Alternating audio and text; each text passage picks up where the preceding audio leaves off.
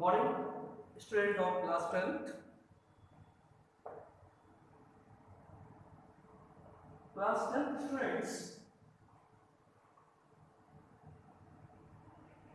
आज अपन सिलेबस पहले आपको इसका बेसिकली बताते हैं सिलेबस कैसे हमें करना है। आज अपन पहला चैप्टर भी छोड़ रहे हैं, दूसरे चैप्टर से स्टार्ट करते हैं और सेकंड चैप्टर है वास्तविक संख्याएं। और बोर्ड एग्जाम में इसका जो वेटेज है, जो इसके क्वेश्चन बनते हैं वो 3 मार्क्स के बनते हैं, 3 नंबर के क्वेश्चन आए। जो 3 नंबर का क्वेश्चन होगा, एक तो 1 नंबर का और एक 2 नंबर का। तो इस पे हम बात करते हैं। चैप्टर का नाम जो नेम है वो क्या है, वास्तविक संख्या। बेटा जैसा कि चैप्टर का नेम क्या है, वास्तविक संख्याएं, तो पहले हमें ये पता होना चाहिए कि एक्चुअल में वास्तविक संख्याएं होती क्या है। वास्तविक संख्याएं जानने से पहले हम थोड़ा सा 9th में पहुंचते हैं और 9th में थोड़ा सा डिस्कस करते हैं। 9th में क्या डिस्कस करते हैं कि एक्चुअल में 9th में आपने एक पहला चैप्टर पढ़ा था, संख्या पद्धति, नंबर सिस्टम। तो उसमें थोड़ा सा कुछ बेसिक देखते हैं और उसके बाद में हम किस पे आएंगे, चैप्टर सेकंड में, जो जिसका नाम क्या है, वास्तविक संख्या। तो देखिए बेटा, तो वास्तविक संख्याओं को जानने से पहले हम बात करते हैं प्राकृत संख्या। प्राकृत संख्या कि पहले प्राकृत संख्या क्या होती है, इसे इंग्लिश में हम क्या बोलते हैं, नेचुरल नंबर। ठीक है, और इसको हम रिप्रेजेंट किससे करते हैं, कैपिटल से। तो एक्चुअल में प्राकृत संख्याएं क्या होती है उसमें बात करते हैं। तो वे संख्याएं जिनको हम काउंटिंग का मतलब गणनाओं में यूज करते हैं, वो सारी क्या होती है, प्राकृत संख्या। जैसे जैसे इसको ऐसे रिप्रेजेंट करेंगे 1 2 3, ये सारी क्या होती है, प्राकृत संख्या। जीरो प्राकृत संख्या नहीं होती, जीरो नेचुरल नंबर नहीं होती। उसका कारण क्या है कि जीरो को हम फ्री स्टेट में यूज में नहीं ले सकते, इस वजह से वो प्राकृत संख्या नहीं होती। तो 1 से लेकर अनंत तक चले जाए वो सारी क्या होती हैं, प्राकृत संख्याएं। और प्राकृत संख्याओं को किससे हम रिप्रेजेंट करते हैं, कैपिटल एन से। पहला। दूसरा बात करते हैं, दूसरा होता है पूर्ण संख्या। कौन सी संख्या, पूर्ण संख्या। और इससे हम बोलते हैं इंग्लिश में होल नंबर। इसी वजह से पूर्ण संख्याओं को हम किससे लिखते हैं, कैपिटल डब्ल्यू से। तो पूर्ण संख्या क्या होती है, प्राकृत संख्याओं का संगठन जीरो के साथ में क्या होता है, पूर्ण संख्या। मतलब अगर प्राकृत संख्याओं के साथ में जीरो को और जोड़ दी तो उनके संगठन को क्या बोलेंगे, पूर्ण संख्या। जैसे 0 1 2 3 4 एंड सो, ये क्या होती है, पूर्ण संख्या। मतलब प्राकृत संख्याओं के साथ में अगर हम जीरो को जोड़ दें तो क्या बोलेंगे उसे, पूर्ण संख्याएं। और इससे किससे डिनोट करते हैं, डब्ल्यू से। एक चीज तो ये। अब बेटा इसका मतलब आप ये बोल सकते हैं कि प्रत्येक प्राकृत संख्या क्या होती है, पूर्ण संख्या। लेकिन प्रत्येक पूर्ण संख्या प्राकृत संख्या नहीं होती। प्रत्येक प्राकृत संख्या पूर्ण संख्या होगी, लेकिन प्रत्येक पूर्ण संख्या प्राकृत संख्या नहीं होगी। एक चीज तो ये, ठीक है। तीसरे पॉइंट पे बात करते हैं। तीसरा होता है पूर्णांक। पूर्णांक जिसे हम इंग्लिश में बोलते हैं इंटीजर्स,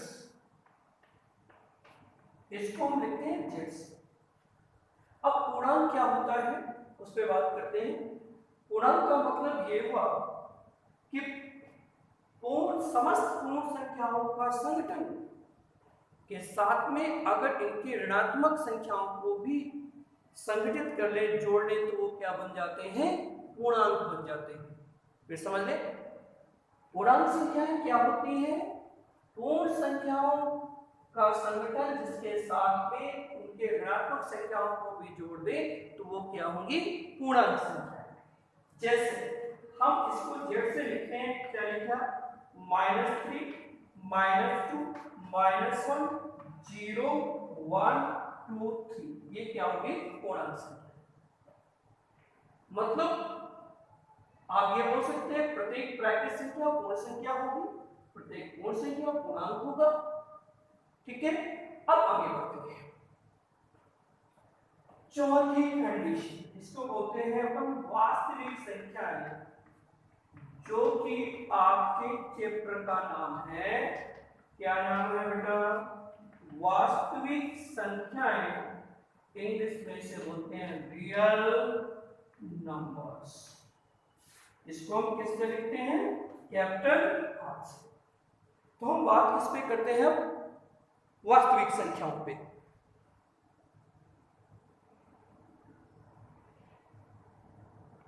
तो वास्तविक संख्याएं क्या होती है? देखिए जरा, वे संख्याएं जिन्हें हम, वास्तविक संख्याएं क्या होंगी? वे संख्याएं जिन्हें P बाई Q के रूप में लिख सकते हैं,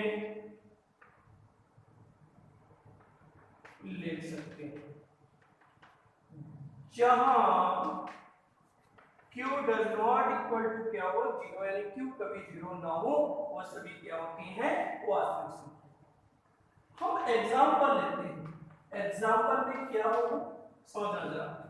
एग्जांपल में हम एग्जांपल लेते हैं, एग्जांपल में देखिए दरअसल राइट किया, एक 1/2 -3/2 √3/2 0/1, ये सारी क्या है? वास्तविक संख्या। अब वास्तविक संख्याएं दो प्रकार की होती हैं। कितने प्रकार की होती है? दो प्रकार की। एक परिमेय और दूसरी कौन सी होती है? अपरिमेय। परिमेय और अपरिमेय। देखिए जरा, तो अब अपन ने चार संख्याएं पढ़ी, प्राकृत संख्या, पूर्ण संख्या, पूर्णांक और वास्तविक संख्या। अब वास्तविक संख्या अगर आपने पढ़ी है तो पहले हमें इसको देखना पड़ेगा कि वास्तविक संख्या, जैसे कि आपके चैप्टर का नाम है वास्तविक संख्या, तो पहले हमें ये देखना है कि वास्तविक संख्या होती क्या है। वे संख्याएं जिन्हें P बाई Q के रूप में हम लिख सकते हैं, रिप्रेजेंट कर सकते हैं, वो सारी संख्याएं क्या होती हैं? वास्तविक संख्या होती है।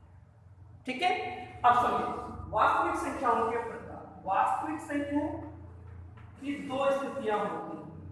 वास्तविक संख्याओं के प्रकार। वास्तविक संख्याएं दो प्रकार की होती हैं। पहली कौन सी होती है? इसे बोलते हैं रेशनल नंबर यानी कि परिमेय संख्या, और दूसरी क्या होती है? इरेशनल नंबर यानी कि अपरिमेय संख्या। अब रेशनल नंबर क्या होती है उस पर बात करते हैं। पहला क्या होता है? परिमेय संख्या। परिमेय संख्या इसे बोलते हैं रेशनल। इसमें क्या बोलेंगे? इसे बोलेंगे हम रेशनल नंबर। इंग्लिश में इसे हम बोलेंगे रेशनल। अब वास्तविक संख्याएं के दो प्रकार बताए, एक परिमेय और दूसरी अपरिमेय। तो परिमेय संख्याएं क्या होती हैं? वे संख्याएं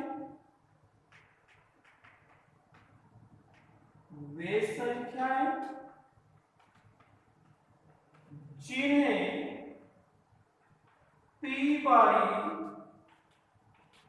Q के रूप में लिख सकते हैं,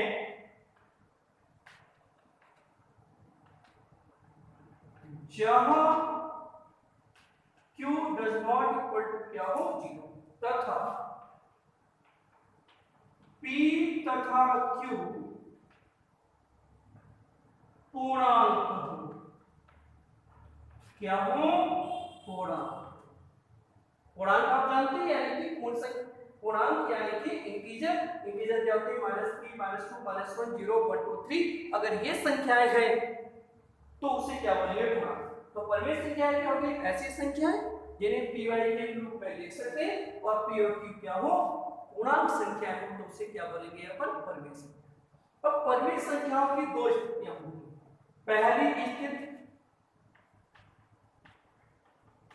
स्थिति नंबर 1, ये क्या होती है परिमेय संख्या का टर्मिनेटिंग, इंग्लिश में बोलते हैं टर्मिनेटिंग और हिंदी में हम क्या बोलेंगे कि परिमेय संख्याएं ऐसी होंगी इसमें पुनरावृत्ति ना हो रही हो, पुनरावृत्ति ना हो रही हो। इसका मतलब ये क्या हो टर्मिनेट टू पॉलीगेशन। परिमेय संख्याओं की दो स्थितियां होती हैं, अपरिमेय संख्याओं की एक स्थिति होती है। पहली चीज परिमेय संख्याओं की जो दो स्थितियां होती है उसमें कौन सी होती है वो चीज देखिए। पहली स्थिति क्या होती है कि परिमेय संख्या क्या होनी चाहिए। पहली स्थिति अगर किसी भी कोई भी वास्तविक संख्या है जो पी वाई क्यू के रूप में है और उसका दशमलव में प्रसार करें और प्रसार करने के बाद में कंप्लीट हमारे पास में अंत शांत हो जाए।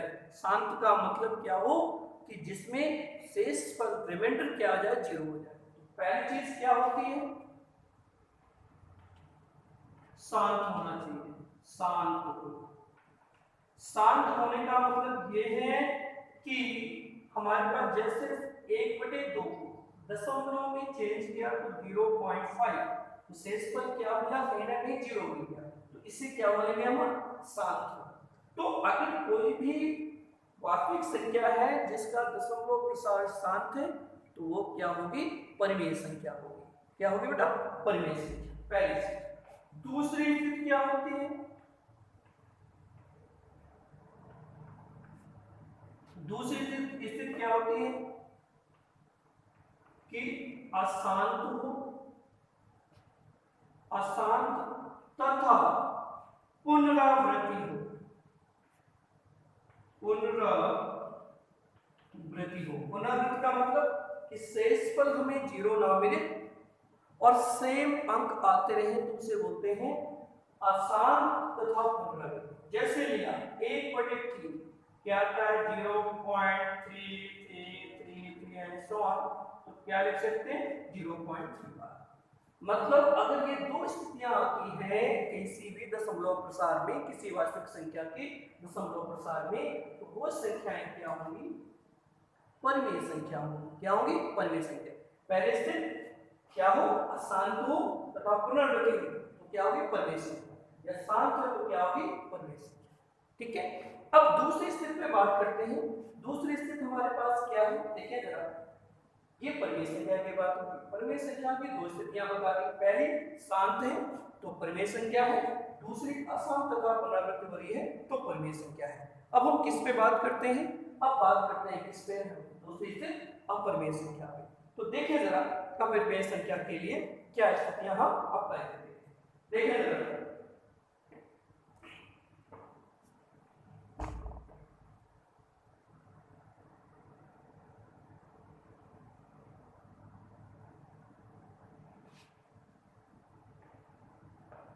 समझ लो, दूसरी स्थिति पे बात करते हैं अपन।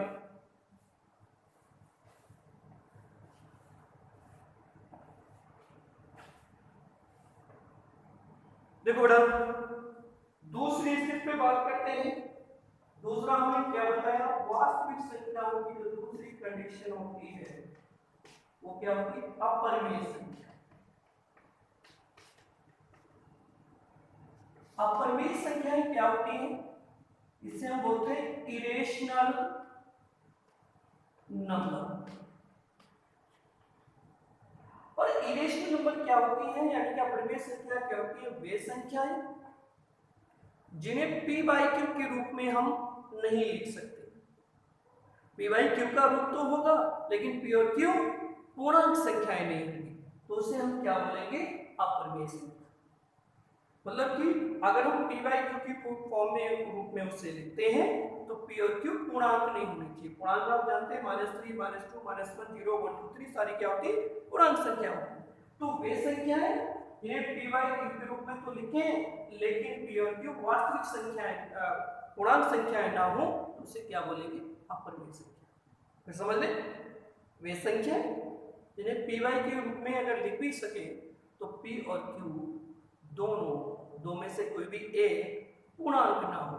और इसकी एक स्थिति होती है, ये कैसी स्थिति होती है, ये संख्या कैसी होती है, अशांत होती है तथा पुनरावृत्ति नहीं होती, पुनरावृत्ति नहीं होती। जैसे एग्जांपल लिया रूट ऑफ 3 का मतलब 1.73 स्क्वायर एंड सो। ये क्या है, पी बाई क्यू के रूप में है, लेकिन √3 पूर्णांक संख्या नहीं है, तो ये कैसे, और इसको अगर दशमलव में चेंज करेंगे, डेसिमल में चेंज करेंगे तो 1.732 टिल इंफिनिट तक करेगा। ठीक है, इस वजह से इसे क्या बोलेंगे, अपरिमेय संख्या। तो ये तो थोड़ा बेसिक था जिसके बारे में हमें कंफर्म करना जरूरी था। अब अपन पहले टॉपिक पे पहुंचते हैं, इसे बोलते हैं यूक्लिड विभाजन एल्गोरिथम्स। तो इस पे हम बात करते हैं यूक्लिड डिवीजन लेमा या एल्गोरिथम्स पे। क्या चीज है समझे जरा, बहुत ही इंपॉर्टेंट चीज है। इस यूक्लिड डिवीजन लेमा की हेल्प से हम किसी भी बड़ी संख्याओं का एचसीएफ यानी कि महत्तम समापवर्तक ज्ञात करते हैं। इसकी हेल्प से हम क्या ज्ञात करते हैं, महत्तम समापवर्तक। दूसरी चीज हमें ये पता होना चाहिए कि एक्चुअल में ये यूक्लिड विभाजन प्रमेय होती क्या है, इस पे पहले बात करते हैं। तो यूक्लिड डिवीजन प्रमेय क्या होती है, देखिए जरा, उसको मैं एक्सप्लेन कर रहा हूं।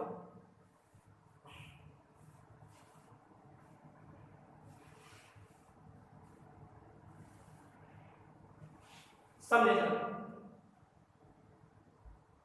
क्या होती है, ध्यान दें। मैंने आपको बताया क्या, यूक्लिड विभाजन प्रमेय, यूक्लिड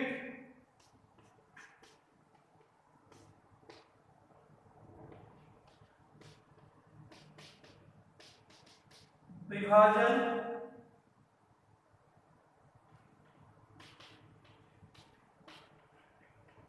प्रमेय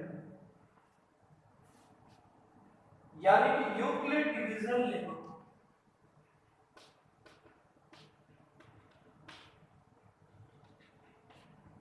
यूक्लिड डिवीजन लेमा, इस पे बात करते हैं। तो इसमें क्या होता है, यदि पहले स्टेटमेंट समझ ले, यदि ए और बी, यदि ए और बी दो धनात्मक पूर्णांक है,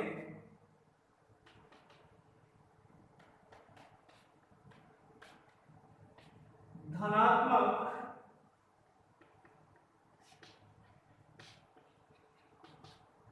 दो धनात्मक पूर्णांक हैं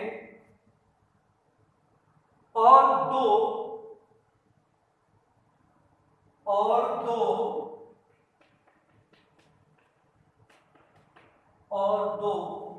अद्वितीय, दो ऐसी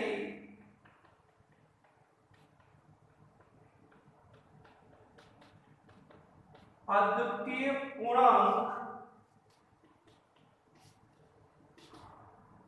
Q और R विद्यमान होते हैं कि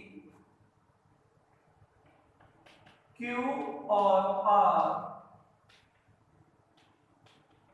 विद्यमान होते हैं कि A इक्वल टू क्या हो जाए, BQ प्लस R, जहां BQ प्लस R जब 0 less than equal to R, R less than B। मतलब पहले समझ लें इसका, ये स्टेटमेंट है, इसका है यूक्लिड विभाजन लेमा या यूक्लिड डिवीजन लेमा का ये स्टेटमेंट है। स्टेटमेंट क्या है, यदि A और B दो धनात्मक पूर्णांक है और दो अद्वितीय पूर्णांक Q तथा R ऐसे विद्यमान हो कि वो किसको संतुष्ट कर दें, A equal to b q plus r को।